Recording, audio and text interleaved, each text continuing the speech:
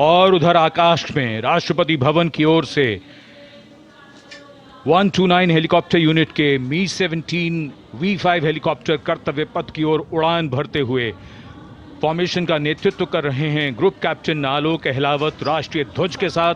उनके पीछे थल सेना के ध्वज के साथ wing commander Shailendra Singh, wing commander Rohit Tiwari भारतीय नौसेना के ध्वज के साथ और विंग कमांडर विनय भारतीय वायुसेना के ध्वज के साथ उड़ान भरते हुए। धरती आकाश सब ओर उत्साह के रंग।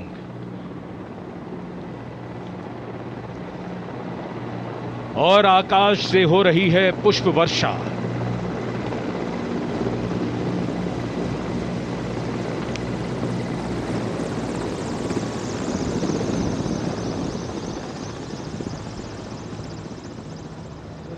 भव्य प्रारंभ गणतंत्र दिवस परेड का। गतिविधियां जमीन में और आकाश पर। Kartavya Path, red and gold with the musical instruments and the players, and the pale blue sky, a beautiful backdrop for the red and gold that's showering from the sky.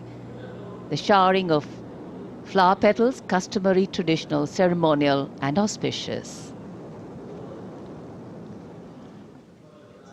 आज सूर्य देवता अपने पूरे तेज के साथ इस समारोह में मौजूद और कर्तव्य पथ पर सलामी मंच की ओर बढ़ते हुए आज की गणतंत्र दिवस परेड के parade commander lieutenant general Bhavnish Kumar, general officer commanding Delhi area, दूसरी पीढ़ी के officer lieutenant general Bhavnish Kumar ने 16 दिसंबर सन 1989 को पैराशूट रेजिमेंट में कमीशन प्राप्त किया। नेशनल डिफेंस कॉलेज के पूर्व छात्र जनरल ऑफिसर ने नवंबर 2023 में जीओसी दिल्ली एरिया का पदभार ग्रहण किया। तीनों सेनाओं के सर्वोच्च कमांडर राष्ट्रपति जी के सामने सलामी देने के लिए बढ़ रहे हैं परेड कमांडर। इस बार संयोग और गर्व की बात यह भी है कि परेड कमांडर के सुपुत्र परेड में अश्वारोही दल का नेतृत्व संभाल रहे हैं। Parade commander lieutenant general Bhavnish Kumar.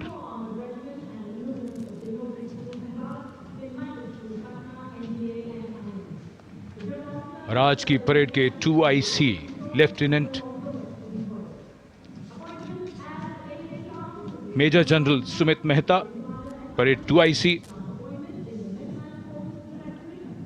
National defence academy और इंडियन मिलिट्री एकेडमी देहरादून के पूर्व छात्र मेजर जनरल सुमित मेहता सन 2010 में विशिष्ट सेवा मेडल से अलंकृत। आज की परेड के परेड उप commander major general Sumit Mehta.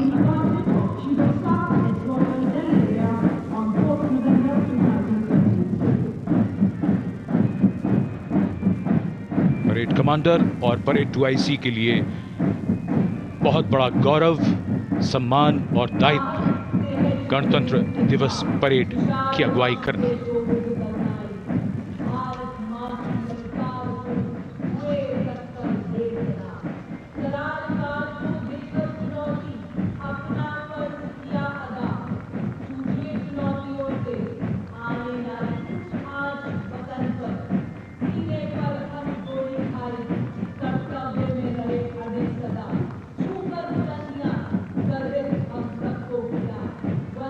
गणतंत्र दिवस समारोह और कर्तव्य पथ पर आगे बढ़ते हुए अपनी वीरता की विरासत दर्ज कराते प्रेरणा पुंज हमारे वो वीर जिन्होंने वीरता को जिया है, साकार किया है। परमवीर चक्र से सम्मानित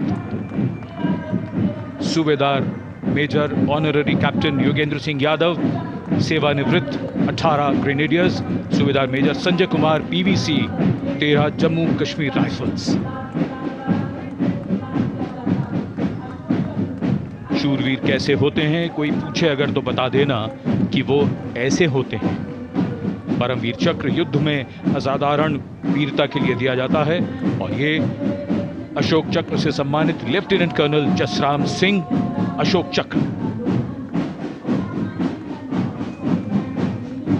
अशोक चक्र अन्य परिस्थितियों में वीरता और सर्वोच्च बलिदान के लिए शूरवीरों को दिया जाता है। And that flash in blue and white you see behind our gallantry award winners, the Gendarang Suling Kangka Lokananta military band of the Indonesian Military Academy, a 190-member ensemble band, a unique blend of military music and noble values. Going past the saluting base. Picture perfect positioning.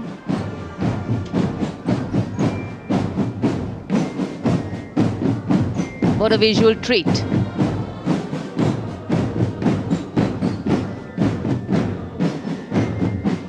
Proud moment for our chief guest too as the band goes past the saluting base. Snare drums, beliras, trumpets, flutes, all a part of the band.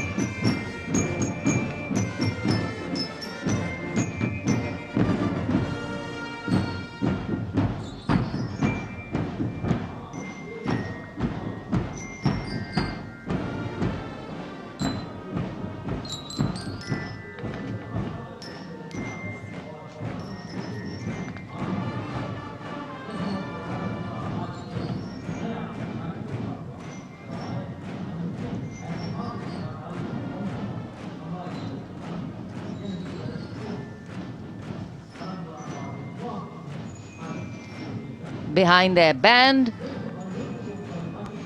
we have the marching contingent. The Indonesian National Armed Forces, TNI, showcase their discipline and national pride. 152 personnel from all branches of the TNI.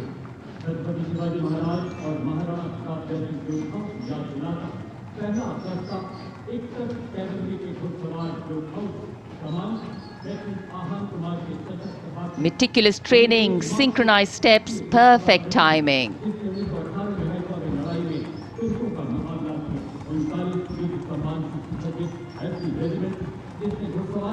And now, approaching the saluting base, we have the 1st Army contingent of the 61 Cavalry, led by Lieutenant Ahan Kumar. Raised in 1953, 61 Cavalry is the only serving active horse cavalry regiment in the world. With 39 battle honors, their motto, Ashwa Shakti Yashabal, which means horsepower is forever supreme.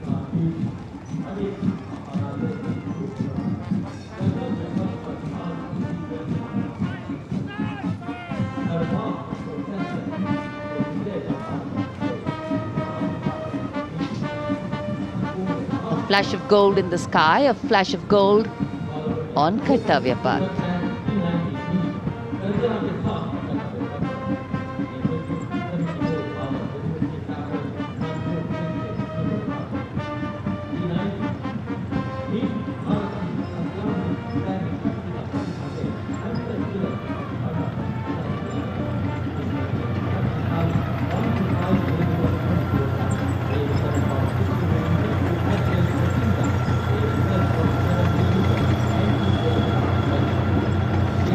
Behind the clip-clop of the hoofs, we have the rumble of the tanks. The mechanized columns, leading the mechanized columns, the T-90 Bhishma, the main battle tank, commanded by Captain Navjot Singh Atwal of 74 Armoured Regiment, a symbol of India's cutting-edge military prowess. Powerful 125mm smoothbore gun, a 7.62mm coaxial machine gun, and a 12.7mm anti-aircraft gun. The tank can engage targets at a range of 5 kilometers even during the night and can also operate underwater. The regiment's motto, Vijay ya Veergati.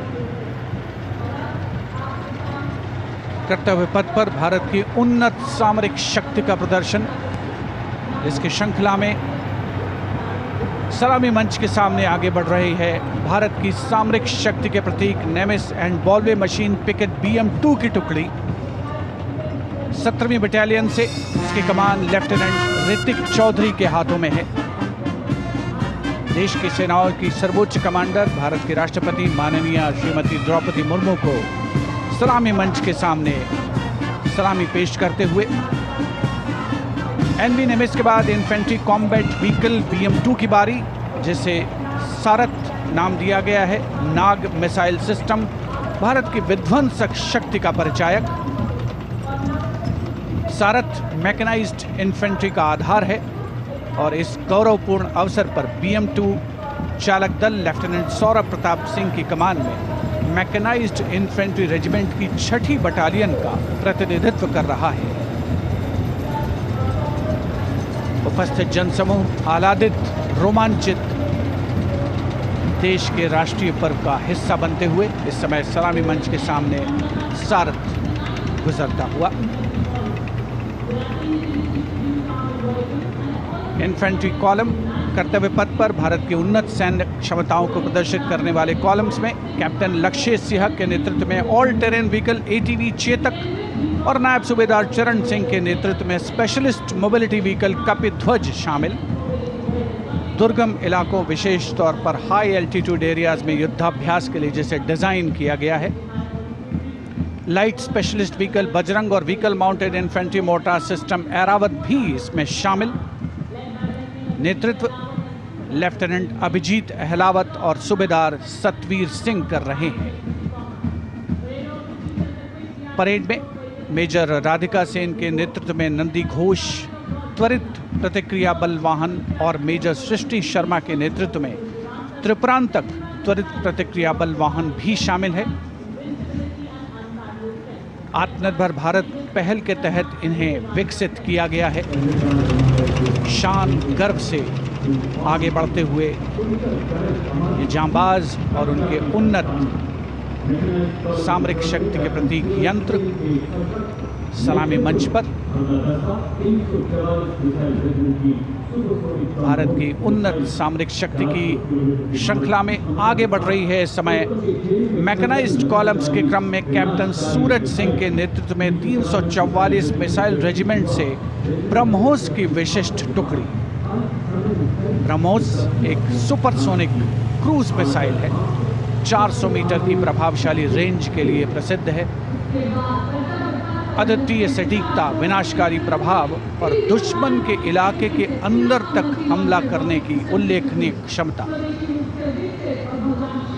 344 missile regiment का आदर्श वाक्य सबसे आगे, सबसे तेज।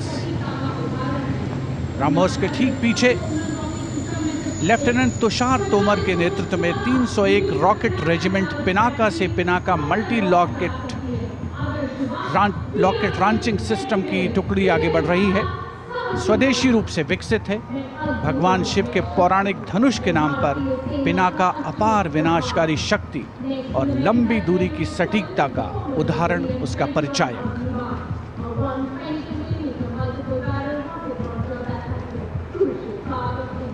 And next, approaching the saluting base, BM-21 Agniban. Leading this impressive display is Captain Manoj Chonial of 213 Rocket Regiment. With a range of up to 40 kilometers, it remains a vital asset for targeting enemy positions, logistic hubs. And next coming in, integrated battlefield surveillance system. The system indigenously developed jointly by the Indian Army and Bharat Electronics Limited packs a punch with its ability to integrate all ground-based and aerial-based sensors on a common grid.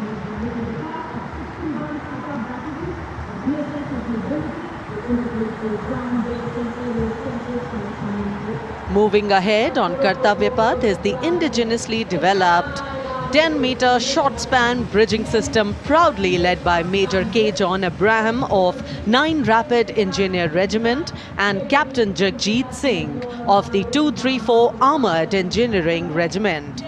This advanced bridging system showcases India's commitment to self-reliance in defense technology.